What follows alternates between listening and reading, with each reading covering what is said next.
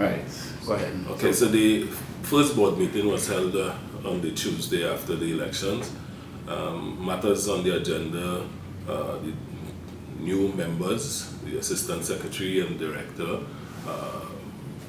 were briefed on, some of the upcoming events, the awards function on the 7th of January, as well as the start of the 2016-17 athletic season, the cross-country championships. So those things were put on the table. Also critical was the job description for the hiring of the chief executive officer or the chief administrative officer for the entries. So those were the discussions. The first vice president, Mr. George Commission, is completing of the job description, and it's going to be advertised in the newspaper and will be sent out to all clubs for information on whether there are persons in the clubs who feel that they meet the... So that's just for the CEO, or are there other positions? That's for the CEO. That's for the CEO position. Would there be other positions available? The only position available at this time is the CEO position. Okay. So that advertisement would go out for that, and then we would move forward from there. So all right. I know you had mentioned, I don't know if it applies to the change about an accountant and... Well, the role of this CEO is a broad role. Okay. That person would have the responsibility of providing all the necessary reports, all the directions and decisions coming down from the board. That person would have to effect all those. So what sort of support, or was the role of the board in relation working the board actually is the one that have setting the direction for the sport, where they will have the competitions commission, the coaching commission, technical commission, and where we would have workshops or seminars, those things. It would be communicated down to the CEO, who would put things in place in order to effect those programs. That sounds like a lot of work. It is. It is a lot of work. Would you have a staff to work with? Well, at present we have administrative support staff, okay, and they would be the ones who would be giving him that support. Okay. All right. I know before this, the secretary and assistant were more or less paid and running the office. What's their role now? Well, under the new constitution, the assistant secretary and the secretary were now elected to the board, okay, and there's no remuneration for those positions.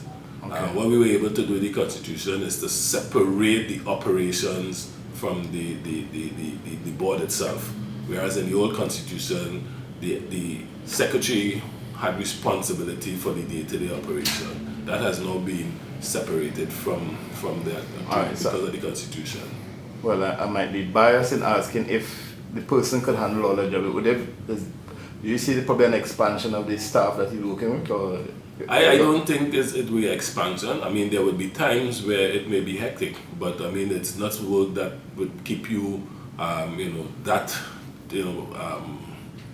to tie you down that much for the entire year.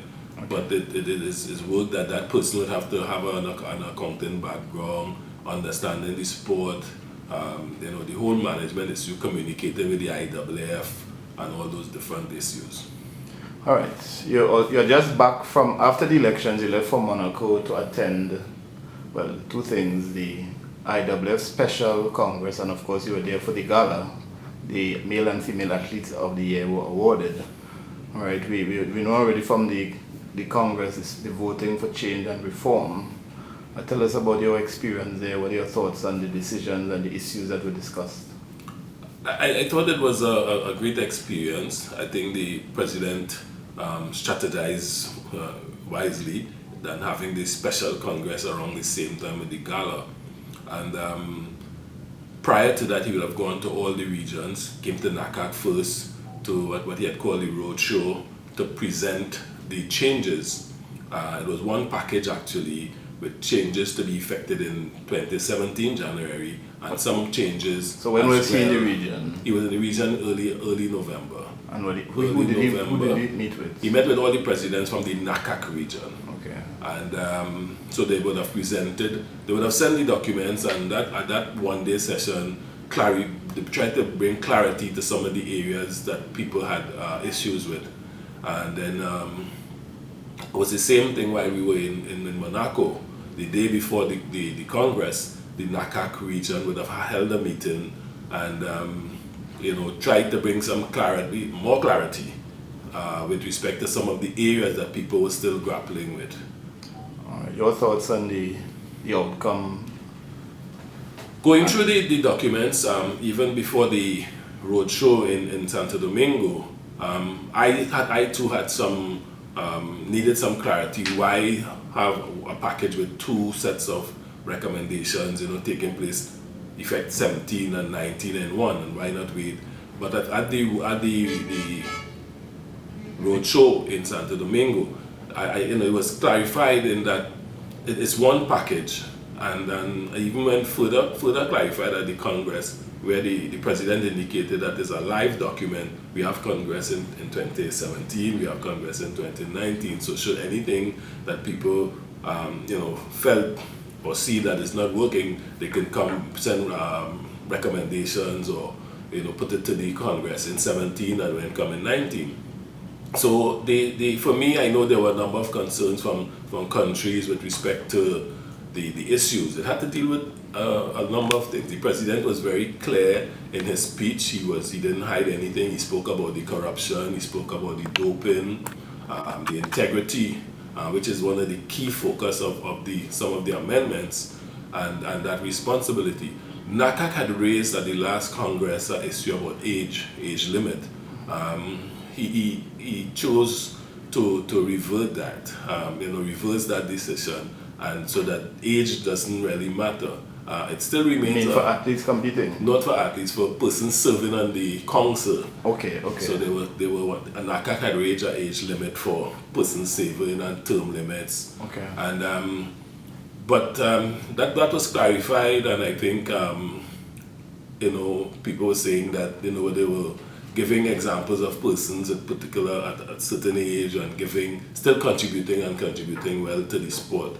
So the Congress was well attended. We had 197 countries out of the 214 members, and this president cleverly used some key athletes just before they started the Congress, sharing their concerns of where the sport is, and the future, what they think the future of the sport should look like. He had on that panel, he had Haile Selassie, who is now the president of the Ethiopian Athletic Federation, two young upcoming sprinters, Sani Brown and Candice Hill. He also had the world record holder for the 400, and I think it was a pole vaulter from Brazil. I don't remember the girl. The girl. Okay, right? sure. Yeah, I was a world champion some years ago. Yes. So and I thought that was a clever strategy, and then he presented.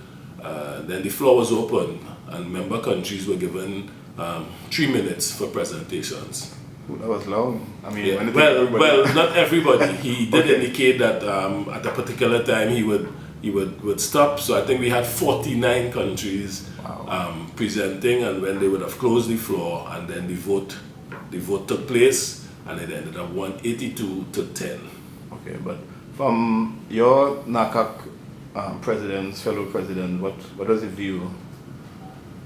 Well, from coming out of our meeting the day before, there were a couple countries who had some concerns, but in the member federations from the NAACAC region were in support of the resolution. All right, and then before the Congress, you all were there for the gala. Your first time at the gala? First time. Your thoughts on being there and be part of the whole experience? Well, for me, it was a good experience. Some persons who were present at previous galas previously indicated it was different. It was sort of, not as grand. Not as grand as they would normally have it. So it was like a stand-up finger food stuff. Then you sit in another area and they present the awards, and then you go back to the open area. Yeah, okay.